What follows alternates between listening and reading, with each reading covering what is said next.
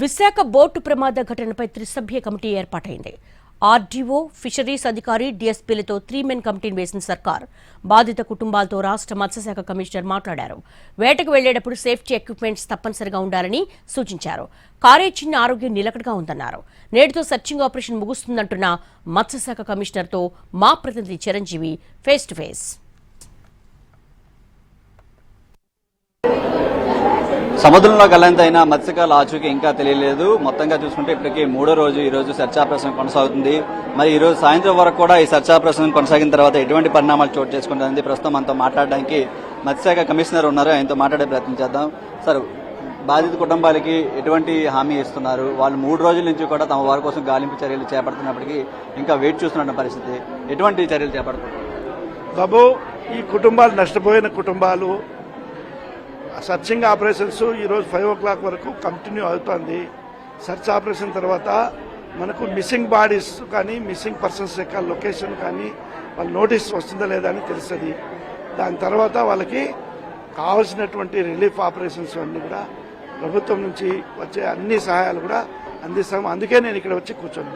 అంటే ఇక్కడ వరకు ప్రమాదం జరిగింది, ఆ ప్లేస్ కూడా లొకేట్ చేయడం జరిగింది. చిన్న కూడా సేఫ్ గా బయటకు వచ్చారు. అతను ఏ విషయాలు చెప్పారు? చిన్న గారు చెప్పిన ప్రకారము 4వ తేదీ సాయంత్రం 3:30కు ఈ యాక్సిడెంట్ జరిగింది. 4వ తేదీ రాత్రి నుంచి 5వ తేదీ తెల్లవారుజాము వరకు వాళ్ళు ఈత కొట్టుకుంటూ ఒక మర్చెంట్ షిప్ యొక్క సహాయం తీసుకొని చిన్న బయటపడ్డాడు. మిగిలిన పిల్లలు మిస్సింగ్ లో ఉన్నారు. వాళ్ళ కోసం సర్చింగ్ ఆపరేషన్ చేస్తున్నాము. సాయంత్రం వరకు మనకు ఏ విషయం తెలుస్తుంది. జీపీఎస్ ట్రాకర్ ద్వారా బోట్ లొకేషన్ ఐడెంటిఫై చేయడం వాళ్ళు ట్రాన్స్పౌండర్లు ఆన్లో పెట్టుకోలేదు. మొట్టమొదటి లోపం ఏంటంటే ట్రాన్స్పౌండర్లు ఇచ్చాము. 2-way కమ్యూనికేషన్కి చాలా మంచి ఇది ఇన్స్ట్రుమెంట్. అది ఒక చిన్న బటన్ నొక్కేస్తే ఎక్కడ లాట్లాంగ్ ఉంది, జీపీఎస్ ఎక్కడ లాట్లాంగ్ ఎక్కడుంది అనేది తెలుస్తుంది. దానివల్ల మనకు రెస్క్యూ ఆపరేషన్కి చాలా ఈజీ అవుతుంది. అది వాళ్ళు స్విచ్ ఆఫ్ చేయడం వల్ల అదొక ప్రమాదము. రెండోది, కారీ చిన్న గారు చెప్పిన ప్రకారం ఏంటంటే ఈ లైఫ్ జాకెట్స్ ఉన్నాయన్నాడు. కానీ అవి బోట్ టర్న్ డౌన్ కావడం వల్ల దాన్ని ఉపయోగించుకోలేదనే మాట చెప్పాడు.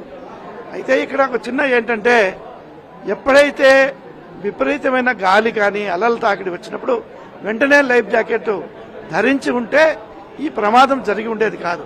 24 గంటల వరకు అది రక్షిస్తుంది. అది కాకుండా లైఫ్ బాయ్స్ ఏవైతే ఉన్నాయో అవి కూడా ప్రతి బోట్లో ఖచ్చితంగా ఉండాలి. అవి ఉంటే ఎంతసేపు అయినా మనం సముద్రంలో మునిగిపోకుండా కాపాడగలుగుతుంది. సో ఈ 2 మిస్సింగ్ పాయింట్స్ ఉన్నాయి. సో దాని మీద బోట్ ఓనర్స్కి కొన్ని సూచనలు ఉన్నాయి. సాయంత్రం వాళ్ళతో మాట్లాడతారు. ఫైనల్ గా ప్రమాదం జరిగిన తర్వాత అధికారుల మధ్య అవ్వచ్చు, ఈ ఫిషరీస్ జేడీ సంబంధించి మత్స్యకారుల మధ్య, యూనియన్ల మధ్య సమన్వయ లోపం అనేది స్పష్టంగా కనిపిస్తున్నట్టు తెలుస్తుంది. అంటే వాళ్ళు కూడా చెప్తున్నారు, మేము ఇన్ఫర్మేషన్ ఇచ్చినా సరే వెంటకి వెళ్ళైపోయారు. ప్రమాదం జరిగింది కూడా 15-20 కిలోమీటర్లు సరౌండింగ్ లో దూరంలో 10 కిలోమీటర్ నాటిక మేల్లో జరిగింది. గంగవరం నుంచి ఫిషింగ్ హార్బర్ వైజాగ్ వచ్చే తరుణంలో జరిగిందని భారీ చిన్నగారు చెప్పారు. అయితే ఇది జరిగిన తర్వాత ఎప్పుడో 11-11:30కు రాత్రి వీళ్ళకు సమాచారం అందినట్లుగా అసోసియేషన్ వాళ్ళు, డిపార్ట్మెంట్ వాళ్ళు చెప్తున్నారు. రాత్రిపూట వాళ్ళు కోస్ట్ గార్డ్ వాళ్ళకి కాంటాక్ట్ చేశారు. వాళ్ళకు ఉన్నటువంటి షిప్ ఏదైతే ఉందో అది రిపేర్లో ఉండడం వల్ల కాకినాడ నుంచి వాళ్ళు షిప్ అందుబాటులో తెచ్చుకున్నారు. రాత్రిపూట చాపర్లు మూవ్ కావు. సో కాబట్టి మార్నింగ్ రెస్క్యూ ఆపరేషన్ అనేది టేకప్ చేయడం. ఈ ఘటన మీద విచారణ కమిటీ ఏమైనా వేశారా? ఎటువంటి విచారణ అంటే ఇప్పుడు 3 men committee local district administration చేసుకుంటారు. దాన్ని బట్టి రిలీఫ్ ఆపరేషన్ చేస్తామండి. Thank you. మరి ప్రమాదానికి గల కారణం ఏంటనేది ఇంకా పూర్తిగా తెలియాల్సి ఉంది. మత్స్యకారుల జాడ కూడా ఇప్పటికి ఈ రోజుకి 4 రోజులు అవుతుంది. ఎక్కడ కూడా ఆచూకీ లభ్యమవ్వలేదు. మరి వీటన్నిటి మీద కూడా పూర్తి స్థాయిలో విచారణ చేపట్టే పరిస్థితి కనిపిస్తుంది. కేవలం ప్రసాద్తో చిరంజీవి.